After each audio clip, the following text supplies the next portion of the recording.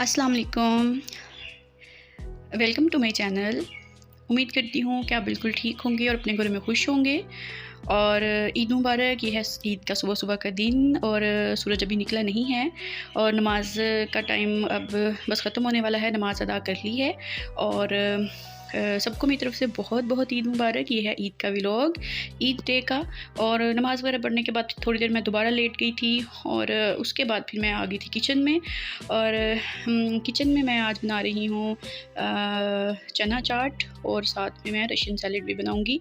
और चने मैंने रात को भी भिगो के रखे हुए थे और अब मैं इनको बॉयल करूँगी प्रेशर कुकर में। और साथ ही मैंने आलू भी काट के प्रेशर कुकर में ही रख दिए थे बॉयल होने के लिए।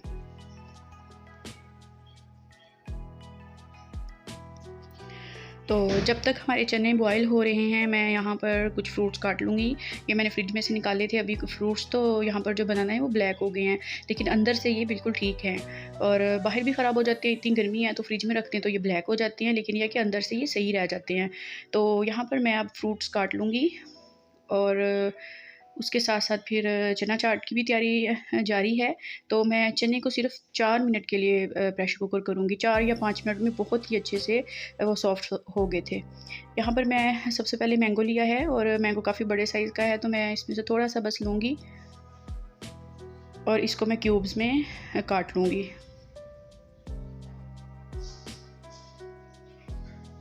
सुबह-सुबह मैं इसलिए सारे काम कर रही हूँ क्योंकि उसके बाद फिर दिन के वक़्त कोई मेहमान आ जाए या वैसे फिर गोश्त वगैरह करना होता है तैयारी उसकी, इसलिए।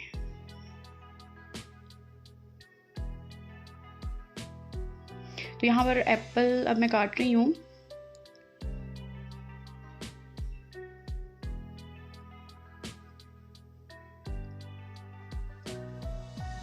बाकी सारे अभी सोए हुए थे।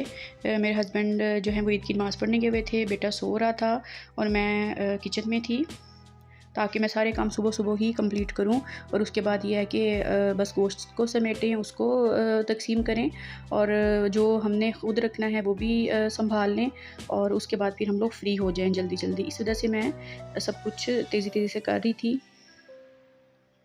और मैंने नाश्ता वगैरह फिर कुछ भी नहीं बनाया था, बस हमने चाय पी ली थी और उसके बाद फिर हमने थोड़ी देर बाद चना चाट वगैरह और यही सैलेड वगैरह ही खा लिया था। हमने फिर नाश्ता जो है वो नहीं बनाया था।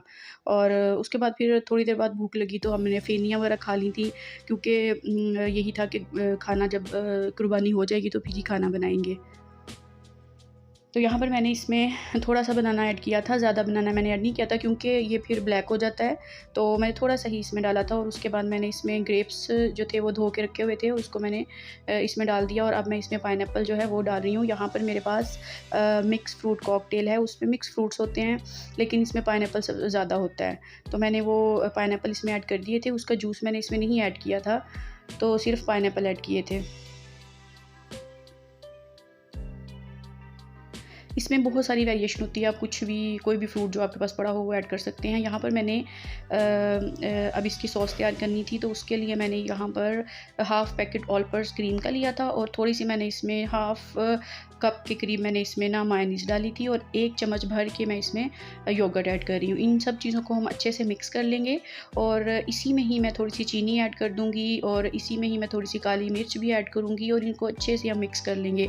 ये अलग से इसलिए मैं मिक्स कर रही हूँ ताकि हमें फ्रूट्स को बहुत ज़्यादा हिलाना-झुलाना ना पड़े, बस हल्का-सा हम मिक्स कर दें और दैट्स इट।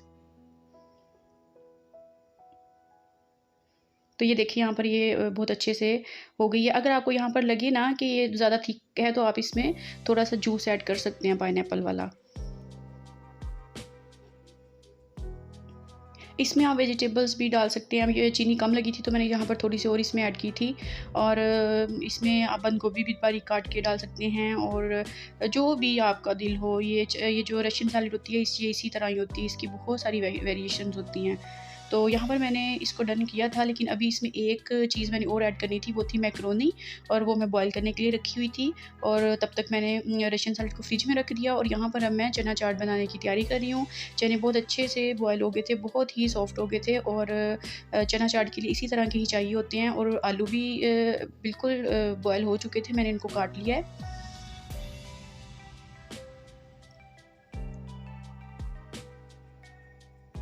अब मैंने यहाँ पर एक बड़े साइज़ का टमाटर लिया है और ये काफ़ी बड़े साइज़ का टमाटर था, आप तो भी ले सकते हैं अगर छोटे हों तो। अब मैं इसको बारीक बारीक सा काट के इसमें ऐड करूँगी, बीज आप निकाल दें इसके। और अब यहाँ पर एक सब्ज़ मिर्च मैंने सिर्फ इसमें बारीक बारीक काटी थी, क्योंकि बच्चे भी हैं तो इस वजह से मैंने सिर्फ एक ही इसमें सब्ज़ मिर्च काट दी थी। और उसके बाद फिर अब इसमें ये मैं चाट मसाला ऐड करूँगी, 1 टेबल स्पून गया था इसमें चाट मसाला भी।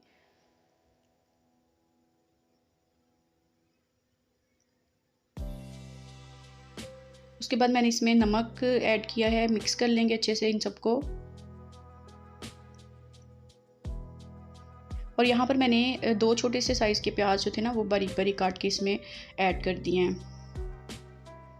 प्याज ज़्यादा अच्छे नहीं लगते मुझे कच्चे प्याज, तो इसलिए बस मैंने थोड़ा सा ही ऐड किया है, आप ज़्यादा भी कर सकते हैं। और अब यहाँ पर मैंने 3 लेमन जो थे वो इसमें स्क्वीज़ किए थे।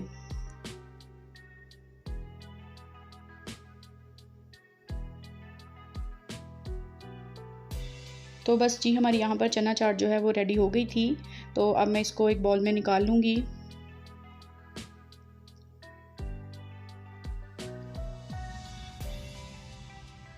तो फिर इसको मैंने फ्रिज में रख दिया था, कवर करके रखा था, क्योंकि इस तरह प्याज़ों की स्मेल पूरी फ्रिज में फैल जाती है।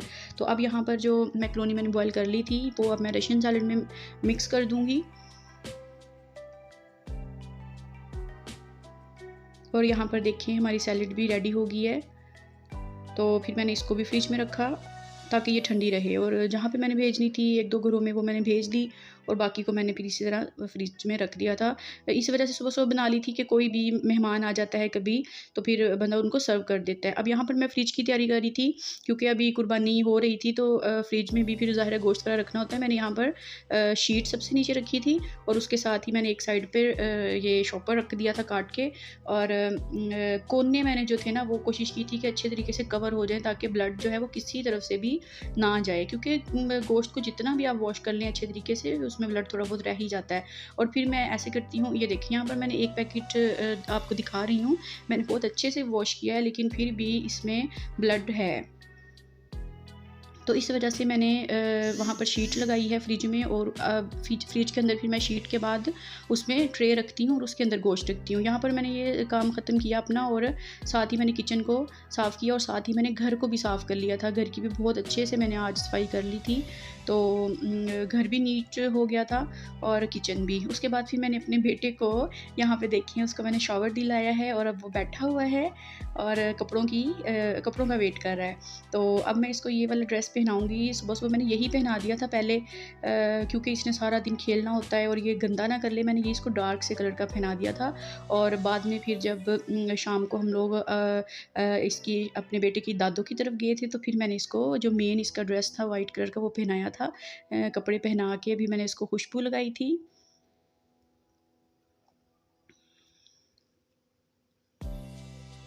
और बहुत माशाल्लाह से एक्साइटेड हो रहा था।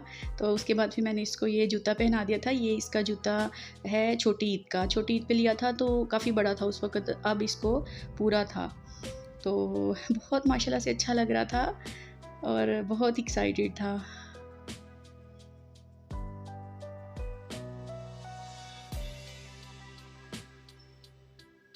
तो यहाँ पर अब ये खेल रहा है, मैं इसको तैयार कर रही हूँ। यहाँ पर मैं इसको ब्रश कर रही हूँ, हेयर ब्रश कर रही हूँ।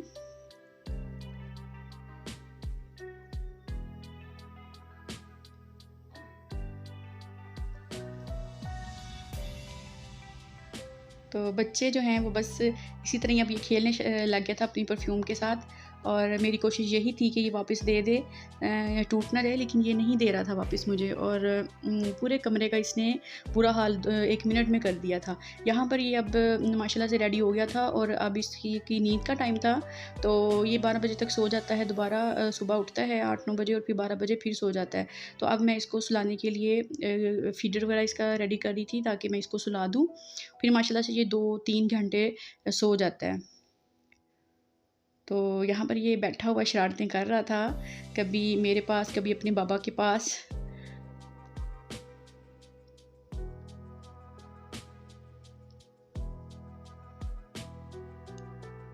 और इसका ना यहाँ पर फ़ोटो सेशन चल रहा था। इसके बाबा भी कैमरा लेके इसके आगे पीछे फिर रहे थे और मैं भी, और ये हाथ ही नहीं आ रहा था।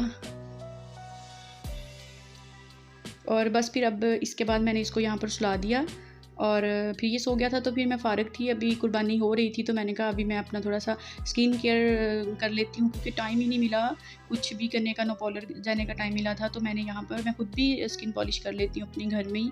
यहाँ पर मैंने ये क्यूने की ली है, पाउडर भी जो है वो क्यूने का है और जो डेवलपर है वो भी क्यूने का ही है, 6% 20 वॉल्यूम।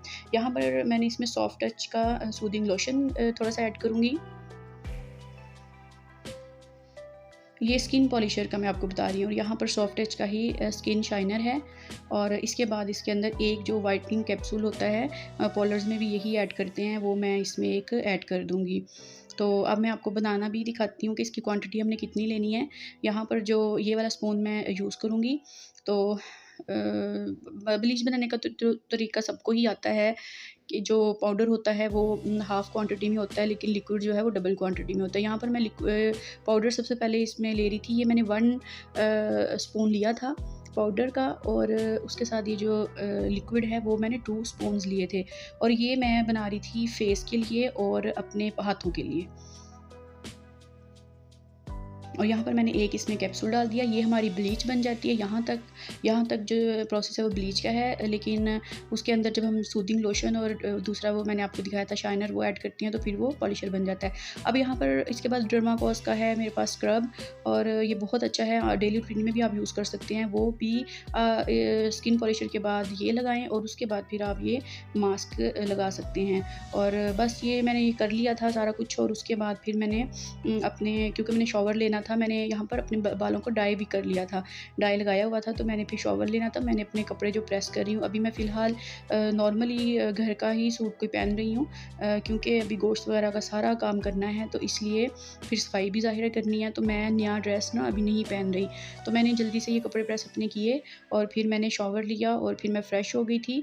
उसके बाद अब हम गोश्त को संभालेंगे। मैंने सारा गोश्त जो बाँटने वाला था वो बाँट दिया है, और अब ये जो है हमारे घर वाला, वो मैं इसको संभाल लूँगी। इसमें छोटे-छोटे से पीसेस करने हैं। पाए भी जो हैं इनको भी वॉश करके फ्रिज में रखना है। यहाँ पर देखिए मैं अब काफ़ी सारा गोश्त संभाल चुकी थी, और थोड़ा-सा जो रह गया था इसको भी अब मैं वॉश कर रही हूँ। मैं सारा गोश्त वॉश करके ही रखती हूँ। चाहे मुझे 2 घंटे लग जाएँ, 3 लग जाएँ, लेकिन मैं अच्छे से वॉश करके एक-एक पीस को, उसके जो एक्स्ट्रा उसके साथ फैट्स होती हैं वो उतार कर फिर मैं उसको पैकेट्स में डालकर फ्रिज में रख लेती हूँ। अब यहाँ पर मैंने सारा काम कर लिया था और घर की सफाई भी दोबारा से कर ली थी, और क्योंकि ब्लड होता है तो अच्छे से ही सफाई करनी पड़ती है, वरना स्मेल आती रहती है। तो उसको मैंने सर्फ़ के साथ अच्छे से वॉश तो नहीं किया था, लेकिन मैंने उसको अच्छे से मैंने ना साफ़ी लगा ली थी, कपड़ा बहुत अच्छे तरीके से मैंने लगा लिया था, और वो अच्छे से साफ़ हो गया था। और उसके बाद मैं खुद तैयार हो गई थी, और अब मैं अपने बेटे को तैयार कर रही थी, क्योंकि अब मैंने जाना था अपने इन लॉज़ की तरफ। खाना हमने नहीं खाया, यहाँ पर भूख से बुरा हाल हो रहा था, और मेरी जो मदर इन लॉ है ना, हमेशा वही ईद पे खाना बनाती हैं। हम हर ईद पे उन्हीं के घर जाते हैं और खाना खाते हैं, और ईद के दिन मैंने कभी नहीं बनाया अपने घर में। जब से मेरी शादी हो गई है माशाल्लाह से अल्हम्दुलिल्लाह 5 साल हो गए मेरी शादी को, लेकिन मैंने घर में ईद वाले दिन अपने घर में खाना कभी भी नहीं बनाया। वो मेरी मदर इन लॉ ही बनाती हैं हमेशा, और सब बेटे उधर ही आते हैं और उधर ही हम फिर खाना शाना खाते हैं और इंजॉय करते हैं। और इसलिए फिर मैं अब यहाँ पर रेडी हो रही थी और अपने बेटे को भी रेडी कर रही थी, ताकि हम, उनके फ़ोन बार-बार आ रहे थे कि अभी तक आप लोग क्यों नहीं पहुँचे हो। तो मेरा बेटा तो एक दफ़ा मिल आया था अपनी दादों से, लेकिन मैं नहीं गई थी, मैं अब शाम को जा रही थी। तो यहाँ पर मैं अपने बच्चे को रेडी कर रही हूँ, और माशाल्लाह से बहुत प्यारा लग रहा था मेरा बेटा।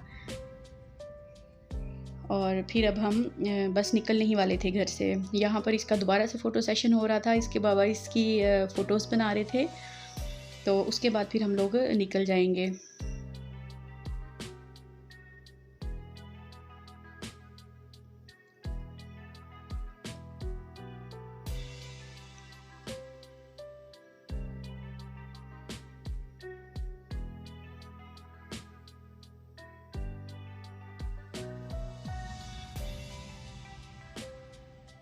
तो यहाँ पर देखिए हम सब रेडी हो गए हैं, तो बस अब हम लोग जाने लगे हैं अपने इन-लॉज़ की तरफ। मेरे इन-लॉज़ हैं, और मेरे जो हस्बैंड के तो ज़ाहिर है वो अम्मी अबू का घर है। तो पास में ही वो रहते हैं, कोई इतनी दूर नहीं रहते। तो अब मेरी एक तैयारी रह गई थी और वो थी नेल पेंट लगाना। तो फिर मैंने जल्दी से वो लगा लिया था। मेहंदी मैंने नहीं लगाई है क्योंकि बस इतना काम होता है कि टाइम ही नहीं लगा मेरा, क्योंकि बेटा छोटा-सा है, उसको फिर हैंडल करना होता है ना, तो फिर मैंने मेहंदी नहीं लगाई। और वैसे भी मेरी जो मेहंदी मैं लेके आई थी वो पता नहीं कहाँ पे फेंक दी है मेरे बेटे ने। तो मैं ढूँढती भी रही लेकिन वो मुझे नहीं मिली, तो फिर मैंने मेहंदी नहीं लगाई। और यहाँ पर मैंने फिर नेल पेंट जो है वो लगा लिया था। तो बस ये लास्ट ही मेरी तैयारी थी, उसके बाद हम लोग रेडी हो गए थे बिल्कुल।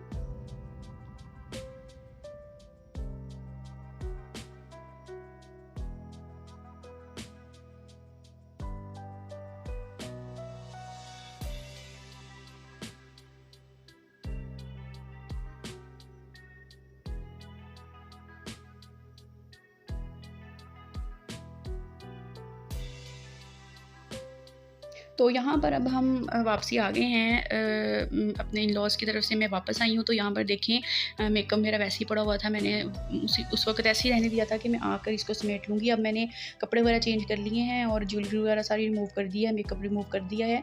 तो अब मैं इसको समेटने लगी थी। तो यहाँ पर मैं आपको थोड़ा-सा अपना दिखा देती हूँ। तो यहाँ पर ये देखिए, मेरे पास जो पैलेट है ये है ब्यूटीफाई बाय आमना की पैलेट है। और ये है आई शेड्स। और ये जो है ना, ये ब्लश ऑन और लिपस्टिक की पैलेट है। तो ये मैंने ऑनलाइन मंगवाई थी, बहुत ही अच्छी है, ब्यूटीफाई बाय आमना की है। और जो मैंने सबसे पहले आपको दिखाई है ना, वो तो मैंने यहाँ से ही ली थी, मार्केट से। और ये भी बहुत अच्छी थी और ये अब बिल्कुल ना ख़त्म होने वाली हो गई थी। और इसके साथ ये मेरा ब्यूटी ब्लेंडर है, ये भी ब्यूटीफाई बाय आमना का है और बहुत ही सॉफ्ट है, बहुत ही अच्छा है। और बहुत अच्छी सी इसके साथ ना बेस बन जाती है। तो बेस बनाने से पहले मैं ये वाला प्राइमर भी यूज़ करती हूँ, ये भी ब्यूटीफाई बाय आमना का है, क्योंकि मेरी स्किन ऑयली है, तो ये ऑयली स्किन के लिए बेस्ट है। इसके अलावा ये सीरम है, ये भी ब्यूटीफाई बाय आमना का है, 24 कैरेट गोल्ड सीरम है। तो ये तो मैं बहुत कम यूज़ करती हूँ क्योंकि मेरी स्किन ऑलरेडी ही ऑयली है। ये तो मैंने ऐसे ही मंगवा लिया है, ऑयली स्किन है। और फिर ये है कि सर्दियों में बहुत अच्छा है ये। और ये है मेरा मस्कारा। और ये वो चीज़ें हैं जो मैंने यूज़ की थी ईद की अपनी तैयारी में, और उसके बाद अब मैं इनको संभालने लगी थी। और ये ब्रशेज़ हैं कुछ, और ये जो छोटा सा पाउच है, इसके अंदर मेरी लिपस्टिक्स और लिप ग्लॉस वगैरह होते हैं। तो इसमें ये वाला लिप ग्लॉस जो है ना, वो ये है हुदा का, हुदा ब्यूटी शायद इसका नेम है, मुझे एग्जैक्ट याद नहीं है। और मैट में है, ये बहुत ही अच्छा था, ये जल्दी उतरता भी नहीं है। हुदा ब्यूटी है, सॉरी, हुदा ब्यूटी का है ये, बहुत अच्छा सा शेड है। और यहाँ पर ये नेल कलर है मेरा, जो मैंने लगाया था मिडोरा का। बहुत कम ही लगता है, ईद वगैरह पे ही हम लगाते हैं, आम रूटीन में तो नमाज जो है वो नहीं, उसकी वजह से नहीं लगा सकते। यहाँ पर हेयर स्प्रे है, तो ये मैंने पहली दफ़ा ही ख़रीदा है, लेकिन ये कि मुझे इतना अच्छा नहीं लगा। और उसके बाद ये मेरी ज्वेलरी है, इन सब चीज़ों को मैं अब रख दूँगी इनकी जगहों पे सँभाल के। और यहाँ पर मैं आपको दिखा रही हूँ अपना फ़ेस पाउडर, जो कि एस्टी लंदन का है, लेकिन ये आज टूट गया था। आज मेरे बेटे ने इसको उठा के नीचे फेंक दिया और ये टूट गया। तो बस इसकी आखिरी सांसें हैं। तो चले जी, यहाँ तक ही था मेरा व्लॉग। तो चलते हैं, अल्लाह हाफ़िज़, टेक केयर एंड फ़ी